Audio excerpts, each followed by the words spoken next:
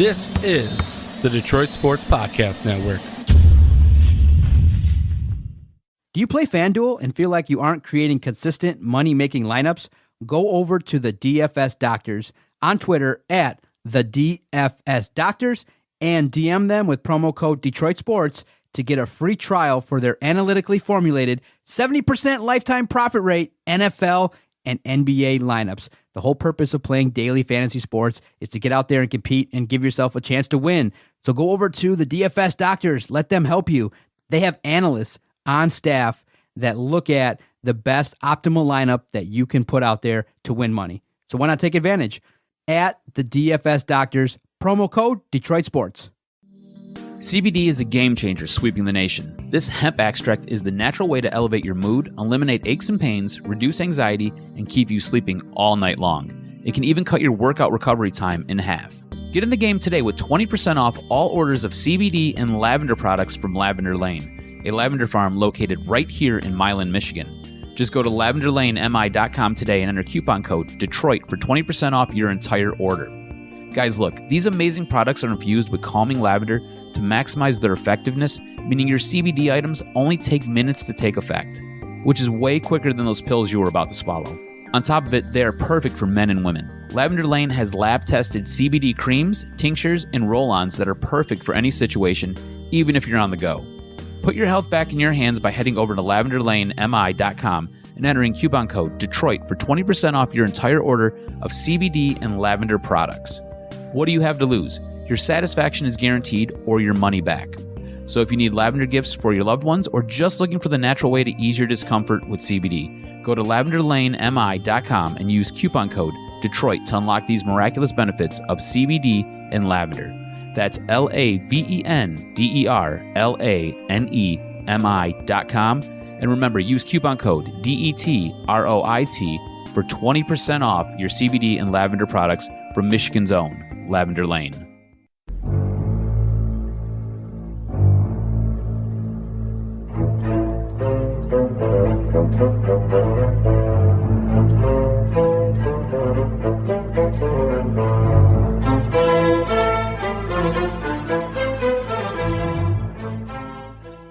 And welcome to the latest edition of Sundays with Dominic and Vito. I am your host, Vito Hidranimo Churko, and I am alongside nobody on this week's edition of Sundays with Dominic and Vito, but I can say that I've had an eventful, not really though, Sunday. So I'm not going to lie to you actually, okay? Because I would have led you on to believe something that did not truly occur on this given Sunday that I'm recording this podcast if I were to have told you that it was eventful for me today. I'll just give you a little glimpse of my day and how I have been coping with the coronavirus and, well, quarantining, self-quarantining at my home, as I like to call it, the lovely and state-of-the-art Delta Resort in Clinton Township, Michigan. So to start off my day, early Sunday a.m., after I woke up, ended up drinking some coffee, and I have a fifth of rum chata. Yes, I do. And I put some of that into my coffee to start off my morning. And then later in the day, actually, right now as we're talking on this given podcast, I am drinking a cerveza. And it is the Blue Moon, of the Blue Moon variety. So, very good, I think tasty alcoholic beverage that I am consuming currently as I talk to all of you on, once again, this week's episode of Sundays with Dominic and Vito. So that is how I am going about coping with the coronavirus pandemic, which I talked about in detail on this week's edition of Two Bad Hombres, which came out yesterday, courtesy of Detroit Podcast. And we are the Detroit Sports Podcast Network. Can be found on Twitter at Detroit Podcast. Yours truly can be found on Twitter at Vito Jerome. And remember, every single time you give me a follow, you give me your attention on Twitter, I am able to sleep a little bit more comfortably at night. So remember that. Giving me a follow does pay some big dividends for this guy talking to you right now. Anyways, enough of that nonsense. And I want to get into a couple of things on this week's episode of Sundays with Dominic and Vito as I host this episode solo, without a guest, But even with that being said, I did have an individual that is a friend of mine and who hosts a fellow podcast in the Locked On Red Wings podcast and Sports Media Now. So the name of that host is Nolan Bianchi. And I used to call him Nolan Bianchi, but he has corrected me through the recording of his segment that I'm going to play on this week's episode of the podcast. And he actually goes by Nolan Bianchi. So that's the proper way of enunciating his last name, by the way, which I have been saying as Bianchi for the longest time now, erroneously. So apologies to Mr. Nolan Bianchi. But anyways, he did record a segment for me for this week's episode of the podcast, and it entails a place that he works at in Rochester Hills, a restaurant called Chad's Bistro. So very good sandwiches over there. And Nolan talks all about Chad's Bistro and what they have endured over there because of the coronavirus pandemic and what they are currently offering to its customers as they are dealing with these changing and tumultuous times. And stuff is changing by the moment, it seems like, with this coronavirus. So these restaurants and small businesses such as Chad's Bistro in Rochester Hills have had to adapt and adjust on the fly. And Chad's Bistro has done a terrific job of that, and it offers some terrific sandwiches that, once again, Nolan Bianchi talks about in detail for about 5 minutes, and not for the full 5 minutes, about the bistro and the restaurant and all the sandwiches that it does offer. But he does talk for about 5 minutes on this week's episode of Sundays with Dominic and Vito, and gets a little bit into his podcast as well, the Locked On Red Wings podcast, and what that offers. So Nolan, a very well-versed individual who also, by the way, is a freelance writer for the Detroit News. So he definitely stays busy. And make sure you give him a follow on Twitter. And he can be found on Twitter, by the way, guys. And let me make sure I get this right for Mr. Nolan Bianchi. With that being said, his Twitter handle is as simple as his full name of Nolan Bianchi. So at Nolan Bianchi on Twitter, you can find Nolan Bianchi. And without further ado, here is Bianchi talking about Chad's Bistro in Rochester Hills. Enjoy. What's up, guys? This is Nolan Bianchi, host of the Locked On Red Wings podcast, Sports Media Now, freelance reporter for the Detroit News, and a part-time line cook at Chad's Bistro in Rochester Hills. Chad's Bistro is a gourmet sandwich shop located at 1838 East Auburn Road.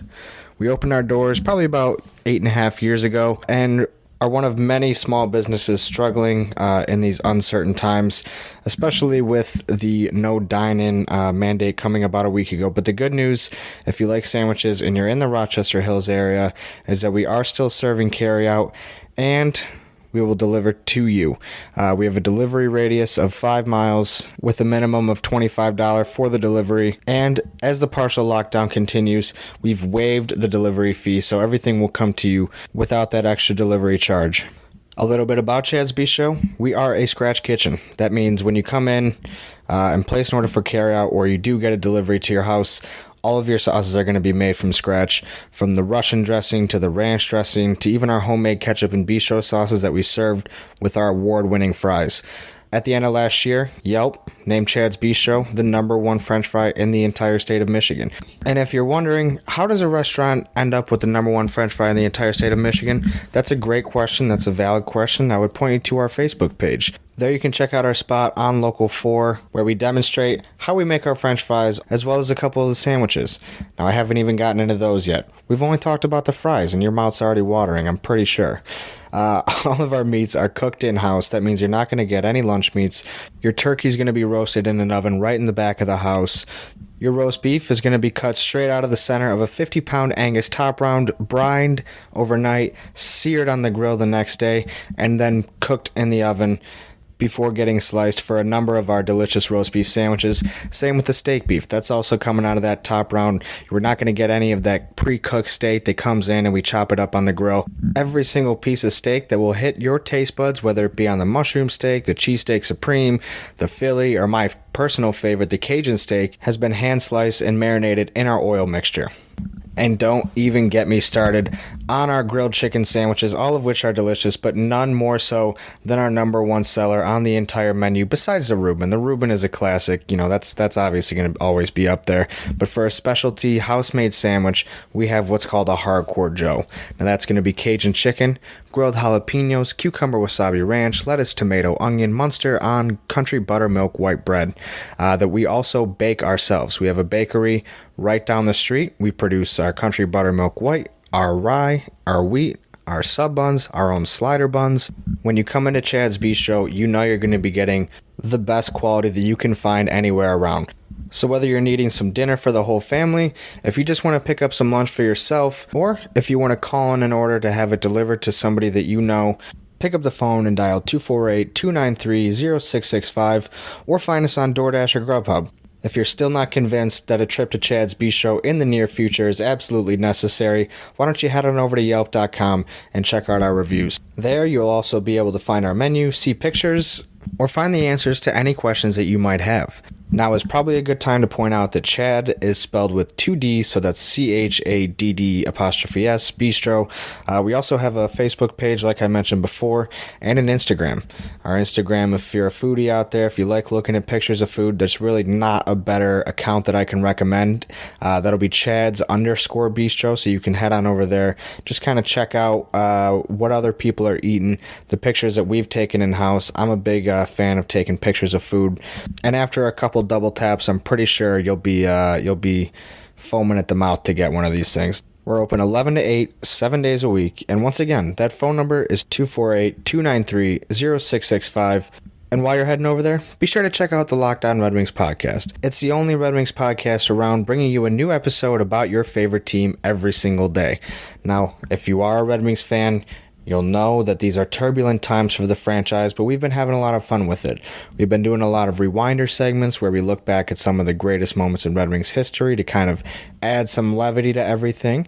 We've also been looking ahead at the draft and the offseason and times where the Red Wings might be a contender again. So lots of reminiscing, lots of looking ahead, and hey, even a little bit of talk on the day-to-day. So be sure to check out Locked On Red Wings on iTunes, Google Podcasts, or wherever you're listening to this, and then head on over to chadsbistro.com. Check out our menu, decide which one of our 50-plus sandwiches is the right one for you, and place an order. There's no better time to support a small business, and there's no small business that appreciates it more. We'll see you soon. And now, a big topic that I want to get into on this week's episode of the podcast, and that would be focusing on the Detroit Lions. And it involves the week that has been, and a lot of craziness for the Lions has ensued. They've made 9 acquisitions and also have gotten rid of some players. You've had Devon Kennard depart. You've had Darius Slay depart. The Lions traded him on Thursday morning to the Philadelphia Eagles for a 3rd and 5th rounder in this year's NFL draft. So it ended the era of Darius Slay in Detroit, which spanned 7 years from 2013 until the 2019 campaign. So a lot of stuff is changing for these Detroit Lions as Bob Quinn and Matt Patricia and the organization try to overhaul this roster in their image and in a way that more closely resembles the New England Patriots way, a way in which the atmosphere in the locker room is much more tight-lipped, isn't as outgoing, as outspoken. And Darius Slay was one of the individuals in the locker room that would speak up about the issues inside of the locker room, about what he disagreed with when it came to the Lions and their coaches, and Matt Patricia specifically. And Patricia and Slay never totally meshed with one another, never really coexisted fully with one another, ever since Patricia joined the Lions in 2018 as the organization's head man. And they had a rift back then, and you can read all about that at SI All Lions. And ever since then, their relationship was never a strong one. And the two of them never completely mended the fences, which led to the inevitable divorce of Slay, which occurred once again this past Thursday. So with that being said, Patricia once again is trying to build a culture that, well, adheres to his policies at all times on and off the field, but also a culture that can produce a winning product on the football field. And that's what it ultimately will come down to for Patricia and whether or not he does succeed in Motown and gets another season as the Lions head man past 2020. This upcoming season going to be his third season as the Lions head coach. And because of all this activity from the Lions over the course of the last week, all of us at SI All Lions, that would be John McElroon and Logan Lamorandier, along with yours truly, got the chance to pen a piece. And it was the SI All Lions Roundtable piece for this week on the website. And we dove into the topic of the culture change being underway for the Lions. And we answered 5 different questions. And each of us did. And the first one that we did tackle this week was, will Matt Patricia be successful in changing the Lions culture? And you can go to the website and go to the article specifically to see the answers of John Charles McElroon and the superbly terrific and well-rounded Lions and NFL writer Logan Lamorandier. As, you know, I'm going to be a little bit selfish here and get into my answers on this episode. And what I do get into regarding that question of whether or not Matt Patricia will be successful in changing the Lions culture, well, I talk about how I simply don't think so. And I brought up the fact that I think he's trying too hard to be something, and more specifically, someone he is not. And that is the hooded master who reigns supreme in New England, their head man, Bill Belichick, and the owner of 6 Lombardi trophies now. A superb dude over there who's a genius when it comes to football acumen. He can almost do no wrong. He arguably now is the greatest head coach of all time in the NFL. And he had the chance, obviously, to coach Tom Terrific, TB12, Tom Brady for 20 years in New England. Brady and Belichick combined for those 6 Super Bowl championships, remember, in New England. And remember, they lost twice against the New York Giants. So Brady and company, they could have had more Super Bowl rings as well to their respective names. So those guys got it done together for a long time in unison in New England.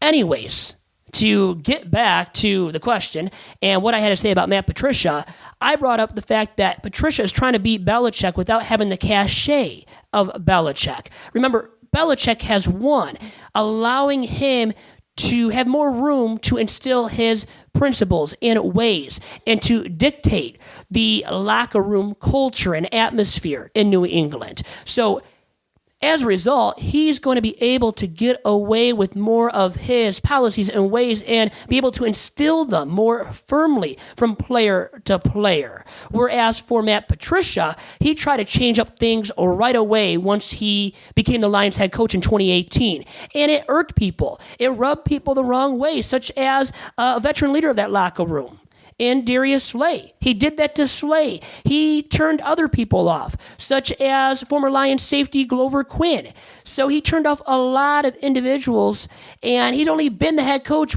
going into his 3rd season here in 2020, and he's already irked and rubbed a lot of current and former Lions players the wrong way, and that's why you've seen this pretty much mass exodus of players who were coached by Jim Caldwell and played great under him and loved playing for him, and they were unable to mesh ultimately with Matt Patricia.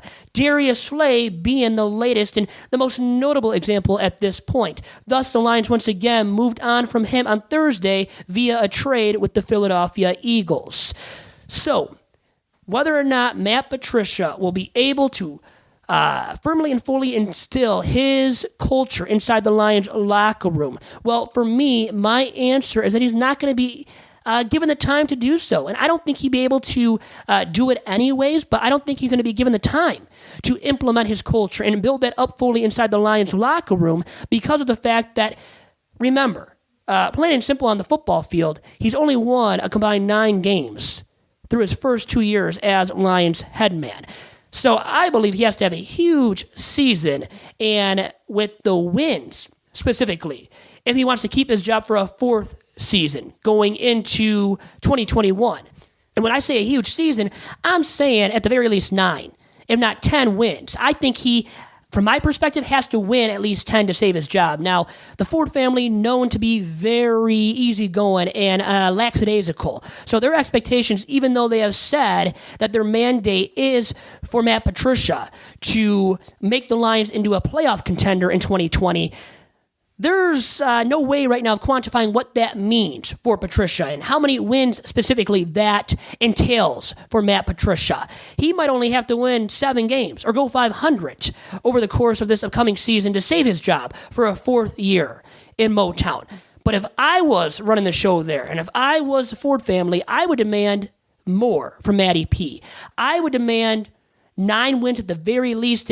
And realistically, at this point, after his hugely 2 subpar years in Motown, I would like to see double digits and a playoff appearance. But getting that done, it's easier said than done because the Lions play in a very tough division in the NFC North, where they finished in dead last a year ago at 3-12-1 and did not win a game against any of their NFC North foes. So to totally turn the ship around and to go at least 500 in the division at the very least will be tough in itself to pull off in 2020, let alone making this team into a playoff team after winning only 3 games a year ago. So realistically, I just don't see Matty P and company pulling that off this upcoming season. And ultimately, that should lead to his dismissal. And then, question number 2 here is part of this SI All Lions Roundtable article that came out once again earlier today. Question number 2 is, what is the ideal culture that a Lions football team should have? And here is what I wrote. I think the opposite of the one that Matt Patricia wants to implement. I don't believe that everyone needs to act a certain way in order to develop a winning product on and off the field. And when you try to make people become something they are not, the results are largely unsuccessful. I think Patricia's been learning the hard way with that. So, with all that being said, I am of the mindset that you can't change a person.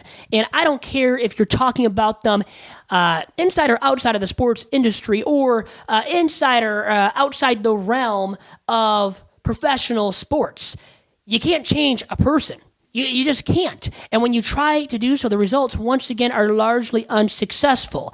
And I think when you have a player that has already been successful previously in his career, whether it be in Major League Baseball, in the NHL, in the NBA, or in the NFL, as is the case with the Detroit Lions, I don't think you can just get in somebody's ear and tell them to change their ways all of a sudden. And once again, especially when that individual has been successful previously throughout the course of his career and also has not been a malcontent inside the locker room. If that is the case with the individual, why are you going to go out of your way to try to change that individual, try to change his daily routine and what he does when he goes out there on the field and how he acts inside the locker room? I think, honestly, it's pretty piss poor. Matt Patricia has expected that of players that were veterans when he came on board in 2018. He tried to change their daily routine, try to change who they are and the way in which they acted inside the locker room. Well, if that's what makes those guys go, and if that's worked for those individuals leading up to that point, Matty P, before you took over as head coach of the Lions, you had no right then to change these guys and their mentalities and their routines and the way they go about their day-to-day business. So that was asinine from the get-go, and it cost him. It cost him a lot of, credibility. It did right from the get-go when he tried to implement that once again when he first took over as Lions head coach in 2018. And all of that being said about Patricia, I could naysay and criticize him all day long regarding the way in which he was, brash and try to make over these Lions overnight and try to make them into players and individuals that they were not. But also, plain and simple, once again, going back to the fact that he has underachieved hugely throughout the course of his first 2 years as head coach in the Motor City, winning a combined 9 games through those first 2 seasons. And that's what it comes down to at the end of the day. And I don't have to talk about or explain that to you guys out there. I know you're a very smart bunch that clearly understands that. But plain and simple, the bottom line is wins and losses and having more wins than losses. And as of right now, Matt Patricia is hugely under 500 as a head coach. And sure, it's only been 2 years, and it is his first head coaching position in the NFL. So give him a little bit of the benefit of the doubt, right? But what has he proven to us as Lions fans and pundits alike to say that he has a chance of turning it around, of becoming a better NFL head man? I really don't think he's shown enough, and that there's enough evidence right now existing to tell us right now, as Lions fans and pundits alike, once again, that Matt Patricia can become a competent NFL head man one day. And all of that being said, there's no way that I think he should last past 2020. Now, anyways, as I digress and go on to question number 3 that we did answer as part of this SI All Lines Roundtable piece that came out earlier on Sunday. Question number 3 is as follows. Do you think Patricia tested the aforementioned Darius Slay to see if he was mentally tough enough to, adhere to the culture that he wanted to build up inside of the Lions locker room? Well, John McElroy went about it, and he answered that he believes Patricia did indeed test Slay. As he put it, absolutely, he thought that Patricia tested Slay to see if Slay was mentally tough enough to hang in there in the Lions locker room. And sure, maybe Patricia, thought there was a little flaw in Darius Slay's makeup, and maybe subsequently wanted to toughen him up. But I don't totally think it was about that, or should have been totally about that. I think it was, I'll just say this first. I think really what he wanted to do was try to make a stand and showcase that he was tough himself and was the leader of that locker room. So I think it was truly more of that than him trying to ensure that Darius Slay was tough enough to hang in there inside of his Lions locker room. I think it was that, but you can also make the argument, as I did, by the way, as part of my answer to this question. I said, actually, when I wrote about it earlier today, that I thought Patricia did.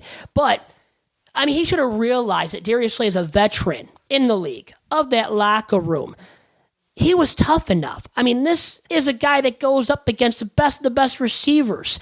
The opponent's number one wideout. He consistently goes up against on a week-to-week basis. So if he truly thought that Darius Slay wasn't tough enough when he's hanging in there with those best of the best wideouts on a weekly basis, then I think Matt Patricia is a little bit off and didn't have enough acumen to take over in the first place as Lions head coach then. But sure, did he want to see that one of his best players was tough? I think to a certain extent, sure. But once again, going back to what I originally said, I think it was more about Matt Patricia making a stand and showcasing to the masses in that Lions locker room that he was tough himself. And by him going about business in that way, once again, he rubbed Slay the wrong way right off the bat, and that relationship never recovered. So they had irreconcilable differences, and they never mended the fences, and it ultimately led to the departure of Darius Slay this past week. So once again, if Patricia was fully going about things in order to check that Slay was tough enough to hang in there in his version of this Lions team, well, he definitely made a mistake if that was the case. Now, is Slay soft? Well, I answered this one as well. This was question number 4. I said that I don't think Slay is soft, and I agreed with John McElroy, who answered in the same fashion. Rather, I said, I think he never meshed with Patricia. So stuff that I already said on this week's episode of Sundays with Dominic and Vito. And I did date it back to his run-in with Patricia in 2018 once again. So Patricia refused to back off from implementing his culture inside the locker room. And Slay wasn't going to have it. He was never going to buy in, guys. I think that is clear, especially at this point. So if that wasn't crystal clear, it is definitely now. And it led to those aforementioned irreconcilable differences. And as I said already too, the inevitable departure of Slay this offseason. And now, last but not least, to question number 5, which is, what one change must Matt Patricia make in order to become a better coach? Well, might be too late for him to become a better NFL head man. Once again, I don't see him lasting past year number 3 in Detroit. But if he really wanted to work on his coaching craft and become that better NFL head man, and ASAP, well, he simply, as I wrote here in my answer, must become much more open to allowing players to be themselves, to express themselves in the manner in which they feel most comfortable expressing themselves. So, as I continue to write, as part of my answer, I said, he shouldn't be forcing guys to change their ways in order to mesh with the kind of program that he wants to build in Detroit. And as long as he tries to produce the so-called Patriot way in the Motor City, he will continue to fail. And then, after that, I wrote that it's time. It is time for him to adjust and to adapt his ways. And plain and simple, guys, unless he does end up choosing to adjust his ways, he is not going to last. There is no way he ends up lasting as Lions head coach. So unless he becomes much more adaptable and willing to adjust to the ways that work best for his players, he is not going to last, and not only as a Lions head coach past 2020, but he's never going to get another shot to be a head coach in the NFL.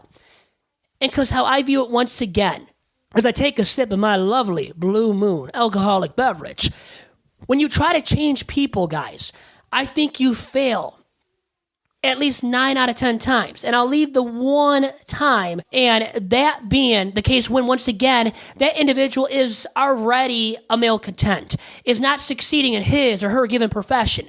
That is when you try to change that individual for the better. That's when you give that person a pep talk.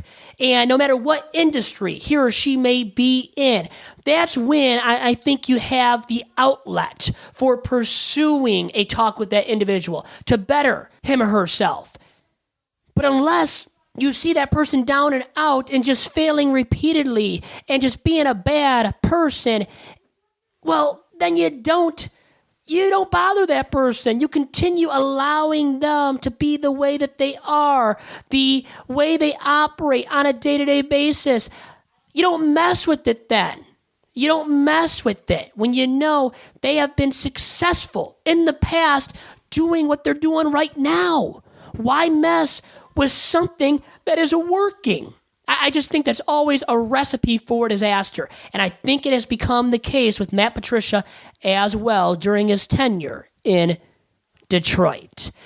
And I think one other quick and important point to bring up about all of this is that I think even the most successful coaches in the NFL in the past and in other professional sports leagues have always allowed their players to a high extent to be themselves, to act in a way in which they feel most comfortable acting.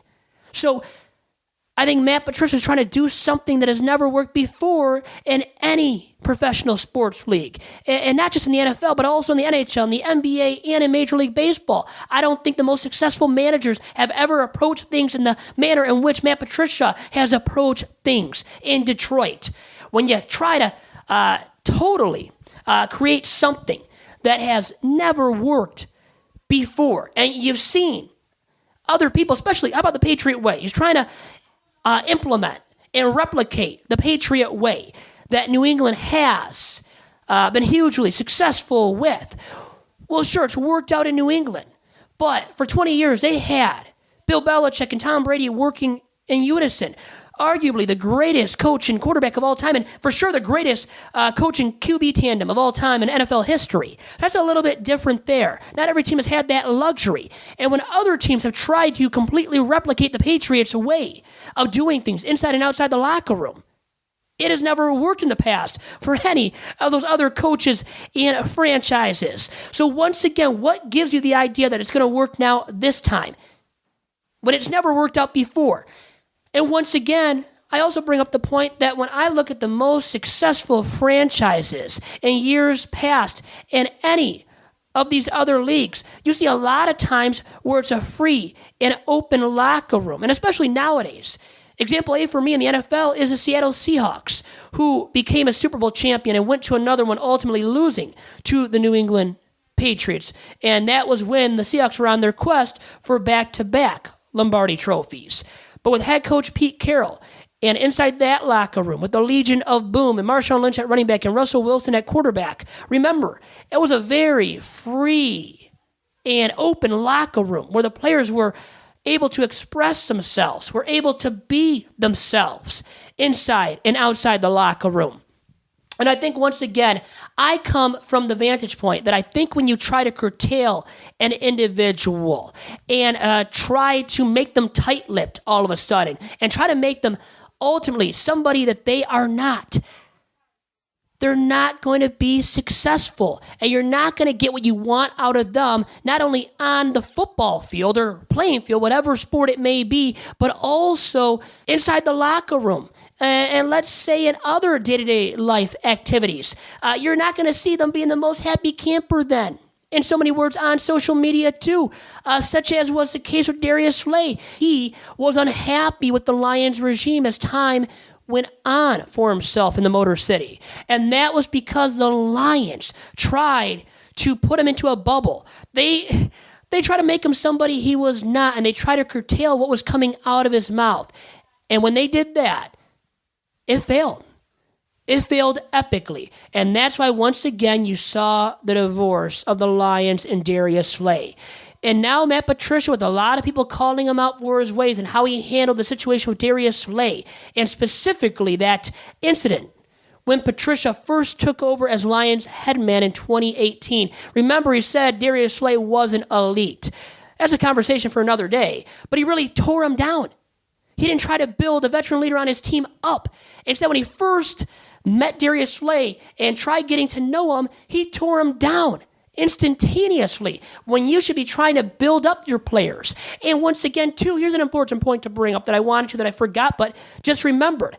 You have to deal everybody differently. There are some individuals that are more mentally weak that you kind of have to deal with kids' gloves. And you can't be as blunt and as brash with. Because if you tear them down, they're never going to recover because they don't take it in the best manner. So remember, there are some guys, subsequently, you just can't be as bloody truthful with.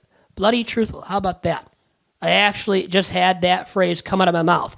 But anyways, there's some guys you kind of have to stroke the ego of, right? And then there's some guys that you can really go after and get in their face and let them hear about what they did wrong and make sure they know about it and know what you truly think. But once again, not everybody should be treated the same way.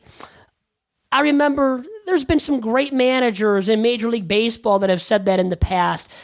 Jim Leland, who managed the Tigers, won a World Series in '97 with the Florida Marlins. Remember, won a World Baseball Classic with Team USA as well. Sparky Anderson, how about him? Won a World Series with the Bless You Boys in 1984. Won with the Big Red Machine as well. Those guys learned how to deal with their players and didn't treat everybody in the same manner because they knew better. They knew that just human to human, off the baseball diamond too, you can't treat everybody the same way. Once again, everybody has a different mental aptitude and a different psyche. And if you attack that psyche, for some individuals, they never recover. And Darius Slay, not to say that he has a weak psyche, but he never recovered from that attack that Patricia made against him when he first took over as Lions head man in 2018. Darius Slay ultimately took that as a slight. And there were other things that Patricia did wrong when first encountering and dealing with Slay and others inside that Lions locker room in 2018. So Patricia, he got off to a rough start. And even though he was never a head coach prior, he should have known better. And just because, plain and simple, I even know right now myself, as never being a head coach or a manager, and only being 26, that you have to deal with everybody in a, unique fashion because every human is different. We all have different strengths and weaknesses, and we all react to things differently. And that's why ultimately you coach up some players differently than others, and you also talk to them differently than others in day-to-day life situations that don't involve football too, or baseball, as was the case with Jim Leland and Sparky Anderson. And I would say, take something from those guys. They have achieved a high level of success as coaches. So Patricia should have tried to replicate that model and should not have tried to recreate the Patriot way. Because ultimately, after 2 years on the job, because he has tried to recreate the Patriot way in Detroit, he has failed miserably. And not just on the football field, but also inside the Lions locker room. And guys, with all that being said, please make sure you continue to stay safe, to wash your hands, to follow the guidelines of the CDC and from the World Health Organization.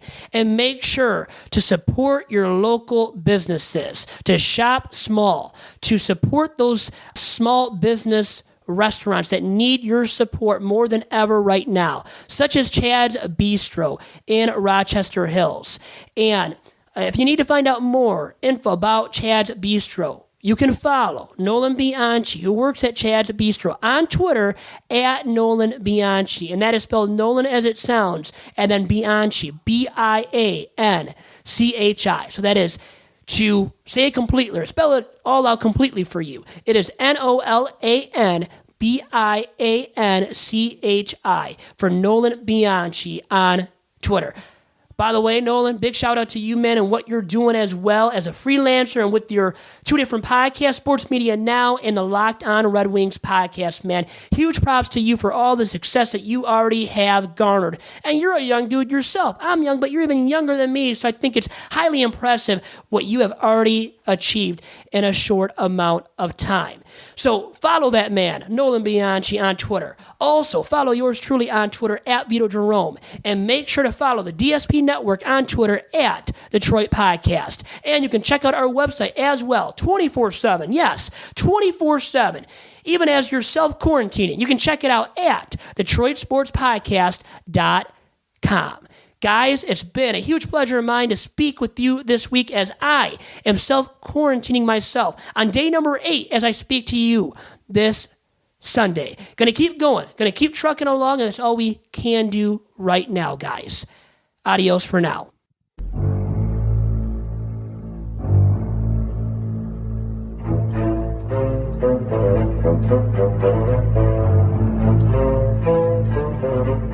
Thank you.